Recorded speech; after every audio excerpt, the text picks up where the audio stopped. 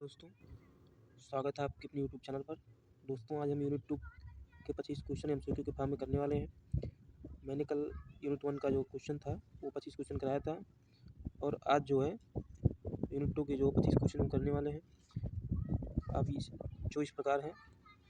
26 number question जो है दिया गया है, बर्नी ने सुल्तान को अल्लाह का साया जिल्ले इलाह अल्लाह मानने के साथ साथ और क्या शर्त रखी। ऑप्शन ए दिया गया है, वह जो चाहे कर सकता है। बी दिया गया है, उसे शरीयत के दायरे में रहकर कार्य करना चाहिए, उसे कभी युद्ध नहीं करना चाहिए, उसे कर नहीं लेना चाहिए। तो इसमें ऑप्शन जो है आपका बी जो है सही हो जाएगा। उसे शरीयत के दायरे में रहकर कार्य नहीं करना चाहिए, तो कार्य करना चाहिए। व्याख्या में दिया गया है, बर्नी का मानना था कि सुल्तान की संप्रभुता ईश्वर की देन है, लेकिन उसका वैध उपयोग तभी है जब वह इस्लाम के नियमों और शरीयत की रक्षा करे। ऑप्शन नंबर 27 देखिए, सुलह कुल की नीति का मुख्य उद्देश्य क्या था। तो सुलह कुल की मुख्य नीति का उद्देश्य था जो है वो था साम्राज्य के विभिन्न धर्मों के बीच सद्भाव और शांति स्थापित करना। अबुल फजल के अनुसार एक विशाल और विविधतापूर्ण साम्राज्य को चलाने के लिए सभी धर्मों के प्रति सम्मान और सहिष्णुता की नीति अनिवार्य थी। 28 नंबर क्वेश्चन देखिए, फतवाए जहांदारी में बर्नी ने किस सुल्तान को अपना आदर्श बताया है। तो फतवाए जहांदारी में बर्नी ने सुल्तान महमूद गजनवी को जो है अपना आदर्श बताया है। बर्नी ने महमूद गजनवी को एक धर्मनिष्ठ और शक्तिशाली मुस्लिम शासक के रूप में पेश किया, जिसके माध्यम से वे तत्कालीन सुल्तानों को नसीहत देते थे। 29 नंबर क्वेश्चन, अबुल फजल के अनुसार फर्र इलाही का अर्थ क्या है। तो इसका जो अर्थ है वो है ईश्वरीय प्रकाश जो सीधे राजा में समाहित होता है। फर्र इजादी का जो अर्थ है वो ईश्वरीय प्रकाश जो सीधे राजा में समाहित होता है। तो ऑप्शन ये जो है वो करेक्ट हो जाएगा। व्याख्या में दिया गया है, यह सिद्धांत जो राजा को एक आध्यात्मिक आभा प्रदान करता है, जिससे वह न केवल राजनीतिक बल्कि अपनी प्रजा का नैतिक मार्गदर्शक भी बन जाता है। बर्नी ने जवाबीत स्टेट लॉ की आवश्यकता क्यों महसूस की।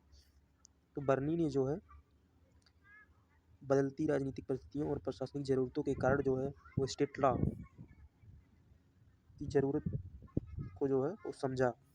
बर्नी यथार्थवादी थे, उन्होंने माना कि एक हिंदू बाहुल्य देश में केवल शरीयत के कठोर नियमों से शासन नहीं चल सकता, इसलिए सुल्तान को अपने नियम बनाने चाहिए। तो दोस्तों, यहाँ पर जो आप लोगों को एक क्वेश्चन आ सकता है कि जवाबीत माने क्या होता है। तो उसका अर्थ होता है स्वयं का जो है नियम। अबुल फजल ने मनसबदारी प्रणाली को क्या माना।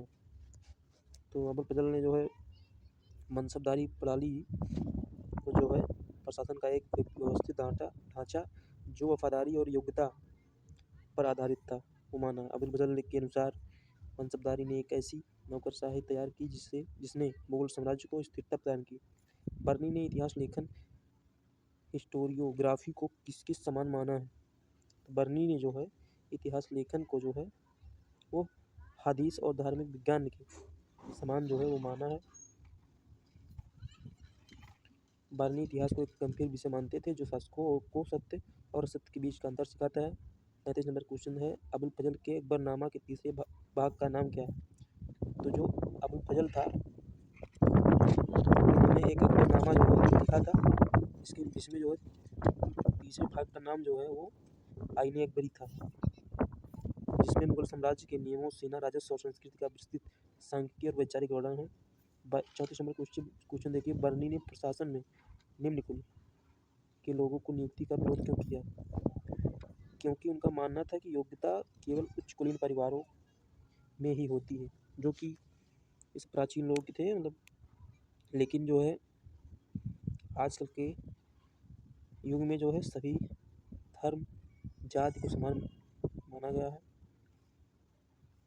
बर्नी एक कट्टर सामंतवादी विचारक था, जिसका मानना था कि शासन करना केवल कुलीनों का अधिकार है। 35 नंबर क्वेश्चन देखिए, अबुल फजल के अनुसार एक न्यायप्रिय बादशाह का लक्षण क्या है। तो अबुल फजल के अनुसार एक न्यायप्रिय बादशाह का जो लक्षण है वो जो है वह पूरी प्रजा को अपनी संतान की तरह समझे, मतलब अपने पुत्र की तरह समझे, किसी के प्रति घृणा भाव देशभाव से किसी की तरफ ना देखे, वही जो है सही राजा है। बर्नी की तारीख ए फिरोज शाही मुख्य रूप से किसके शासन का वर्णन करती है? तो बरनी की जो तारीख ए फिरोज शाही जो था वह जो है बलबन से लेकर फिरोज शाह तुगलक तक के सुल्तानों के शासन का वर्णन करती है। यह ग्रंथ दिल्ली सल्तनत के प्रशासनिक उतार चढ़ाव और शासकों की नीतियों का ऐतिहासिक विश्लेषण करता है। अबुल फजल ने मजहर 1579 की घोषणा में अकबर को क्या दर्जा दिया? तो उन्होंने जो है अकबर को इमाम आदिल न्यायप्रिय नेता जो धार्मिक व्याख्या का अंतिम अधिकार रखता है।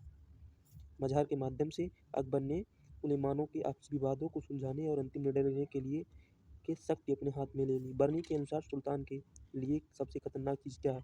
तो बर्नी के 38 नंबर जो क्वेश्चन है उसमें बताया गया है कि बर्नी के अनुसार जो है वो सुल्तान के लिए सबसे खतरनाक चीज़ जो है वो बुरे परामर्शदाता हैं।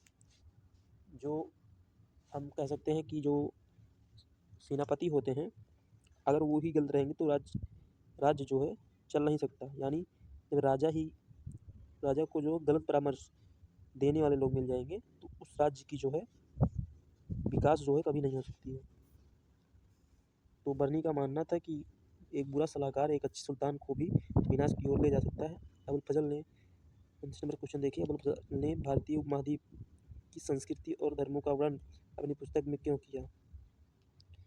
क्योंकि भारत की एक समृद्ध विरासत को मुगल शासन के लिए एकीकृत करने के लिए उन्होंने जो है उपमहाद्वीप की संस्कृति और धर्मों का वर्णन अपनी पुस्तक में जो है किया। 40 नंबर क्वेश्चन जो हम देखेंगे तो इसमें दिया गया है कि बर्नी की मृत्यु के समय उनकी आर्थिक स्थिति कैसी थी? तो जब बर्नी की मृत्यु हुई तो उनकी आर्थिक स्थिति जो है वो दयनीय बहुत दयनीय थी। वो अत्यंत निर्धन थे, गरीब थे और उन्हें जानने वाला कोई नहीं था। तो इसमें ऑप्शन बी जो है करेक्ट हो जाएगा। वे अत्यंत निर्धन और गुमनाम थे। गुमनाम का मतलब होता है लोग चर्चित नहीं थे। 41 नंबर क्वेश्चन देखिए, अबुल फजल ने राजस्व को क्या उपमा दी? अबुल फजल ने राजस्व ने रेवेन्यू को क्या उपमा दी? तो अबुल फजल ने जो है राजस्व को राज्य के शरीर का रक्त, जिस प्रकार रक्त के बिना शरीर जीवन के लिए रक्त जरूरी है, उसी लिए जो है राज्य के विकास के लिए, राज्य के संचालन के लिए जो है रेवेन्यू यानी राजस्व जो है जरूरी है। उनका मानना था कि जैसे रक्त के बिना शरीर नहीं चल सकता वैसे ही राजस्व के बिना राज्य की मशीनरी ठप हो जाएगी यानी विकास रुक जाएगा। बर्नी के अनुसार आदर्श मुस्लिम सुल्तान का गैर मुस्लिम सुल्तानों के प्रति क्या रवैया होना चाहिए? तो ये जो है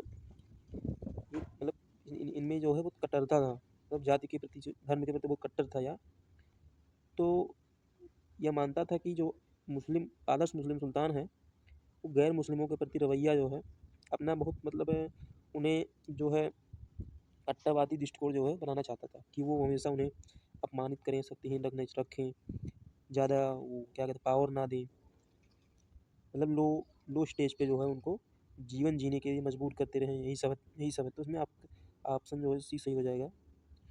उन्हें अपमानित और शक्तिहीन रखना चाहिए, कट्टरवादी दृष्टिकोण। अबुल फजल ने आईन अकबरी में किस प्राचीन दार्शनिक की तुलना अकबर से की है? तो जो अबुल फजल थे वो अपनी पुस्तक आईन अकबरी में जो है वो प्लेटो जो एक दार्शनिक राजा थे वो जो है उनकी तुलना जो है अकबर से करते हैं। अबुल फजल ने अकबर को प्लेटो के फिलोसफर किंग के समान चित्रित किया जो ज्ञान और शक्ति का समन्वय है। बर्नी के अनुसार सुल्तान को दंड का प्रयोग कैसे करना चाहिए? तो बर्नी के अनुसार जो है सुल्तान को जो है दंड का जो प्रयोग है वो बिना किसी डर और संकोच के, ताकि राज्य का इकबाल बना रहे। तो ऑप्शन नंबर जो है बी करेक्ट हो जाएगा। बर्नी का मानना था कि सुल्तान का डर ही जनता को विद्रोही होने से रोकता है। अबुल 45 नंबर क्वेश्चन देखिए, अबुल फजल की हत्या किसने और क्यों कराई? तो अबुल फजल की हत्या जो है वो राजकुमार सलीम जहांगीर ने, क्योंकि वह उसके प्रभाव से ईर्ष्या करता था। तो व्याख्या में दिया गया है, वीर सिंह बुंदेला ने 1602 में सलीम के कहने पर उनकी हत्या कर दी। तो 46 नंबर क्वेश्चन देखिए, बर्नी ने मजलिस एक खलवत के बारे में क्या कहा? तो बर्नी ने जो है मजलिस एक खलवत जो है उनके बारे में कहा कि सुल्तान को केवल विद्वानों की गुप्त सभा से सलाह लेकर कार्य करना चाहिए। तो इसमें जो ऑप्शन बी जो है वो सही हो जाएगा। व्याख्या में दिया गया है कि बर्नी सामूहिक विचार विमर्श को महत्वपूर्ण मानते थे ताकि राजा की निरंकुशता पर अंकुश रहे। अबुल फजल ने समाज को 4 वर्गों में बांटने के लिए किस आधार का प्रयोग किया है? अबुल फजल ने समाज को 4 वर्गों में बांटने के लिए अग्नि, वायु, जल और पृथ्वी मतलब प्राकृतिक तत्व को जो है को आधार माना है, उनका प्रयोग किया है। बर्नी के अनुसार न्याय यानी जस्टिस का क्या अर्थ है? तो बर्नी के अनुसार जो है न्याय यानी जस्टिस का अर्थ है हर व्यक्ति को उसके सामाजिक पद और गरिमा के अनुसार स्थान देना। ऑप्शन बी जो है करेक्ट हो जाएगा। बर्नी का न्याय सामाजिक व्यवस्था और कुलीनता को बनाए रखने पर केंद्रित था। अबुल फजल ने अकबरनामा लिखने में कितना समय लिया था? तो जो अबुल फजल थे वो अकबरनामा जो है लिखने में जो है 7 साल का समय लगा थे। यह एक विशाल शोध कार्य था। इसके लिए उन्होंने शाही अभिलेखों और मौद्रिक साक्ष्यों का सहारा लिया। बर्नी और अबुल फजल के विचारों में मुख्य समानता क्या है? तो जो बर्नी और अबुल फजल के मुख्य विचारों में जो है समानता जो देखने को मिलती है, वह दोनों सुल्तान बादशाह को सर्वोच्च मानते थे और राज्य की स्थिरता चाहते थे। तो इसमें जो है ऑप्शन जो है बी हो सही हो जाएगा। दोस्तों ये 25 MCQ जो क्वेश्चन था विश्लेषण सहित जो है आज मैंने आपको करा दिया है। कल जो है पुनः यूनिट 3 का जो क्वेश्चन वो है वीडियो है मैं लेकर आऊँगा। आप लोग इस प्रकार जो है देखते रहें और अगर आपको कुछ डाउट होता है या आप लोगों को वीडियो अच्छा लगता है तो थोड़ा सा कमेंट लाइक करें, शेयर करें और चैनल को जो है सब्सक्राइब जरूर कर दें ताकि ऐसे ही डेली वीडियो जो है आप लोगों तक पहुँचती रहे। तो कल जो है मिलते हैं नई वीडियो के साथ दोस्तों। जय हिंद, जय भारत।